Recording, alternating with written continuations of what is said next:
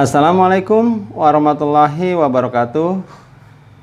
Sahabat-sahabatku sekalian, di mana saja berada, selamat berjumpa lagi dengan saya Effendi di Effendi Advocaten Channel. Sebuah channel yang akan membahas masalah-masalah hukum dan sosial yang diulas secara populer. Selamat menunaikan ibadah puasa, sahabat-sahabatku. Semoga puasanya, amal ibadahnya diterima oleh Allah Subhanahu wa Ta'ala. Amin. Baik, kali ini kita akan membahas mengenai Opermat. Judul ini saya ambil tergelitik ketika melihat salah satu komentar di channel YouTube yang mengatakan tentang Opermat ini.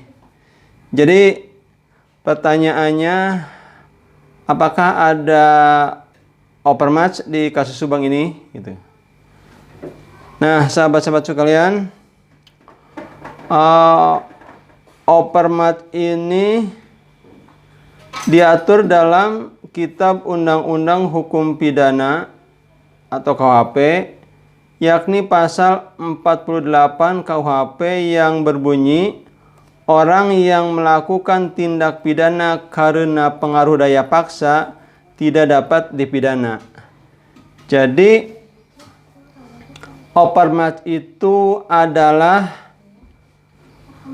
suatu perbuatan yang dilakukan oleh pelaku tindak pidana, ya. Jadi istilahnya melakukan tindak pidana, tapi bukan atas kehendak dirinya.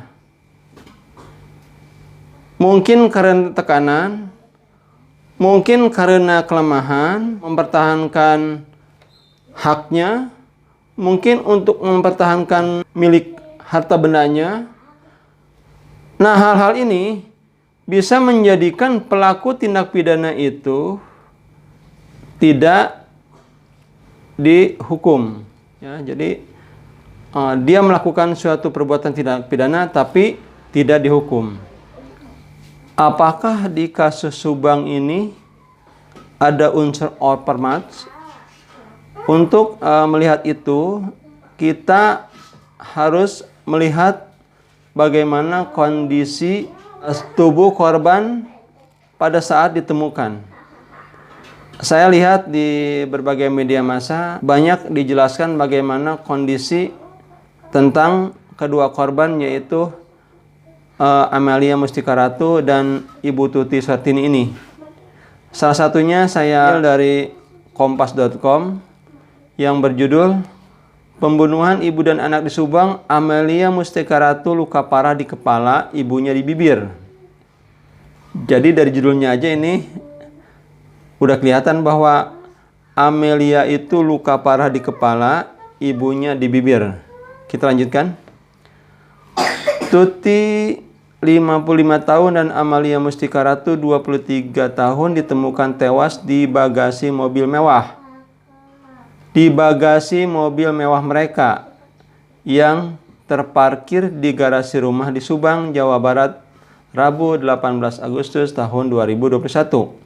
Kapolsek Jalan Cagak Kompol Supratman mengatakan dari hasil otopsi terungkap bahwa Tuti dan Amelia tewas dengan luka retak di bagian tengkorak kepala. Jadi luka retak di bagian tengkorak kepala yang diduga akibat benturan benda tumpul. Hasil otopsi sementara, kedua korban ini mengalami patah tulang di bagian tengkorak kepala dan memar. Itu diperkirakan akibat benturan benda tumpul, kata Supratman kepada wartawan dikutip dari Tribun News Kamis 19 Agustus tahun 2021. Selain itu juga, Tuti mengalami luka berat di bibir. Selain itu ada luka robek di bagian bibir ibunya. Untuk indikasi luka robek, kita juga di TKP mengamankan pisau. Ya, jadi alat buktinya ada pisau. Lukanya jelas.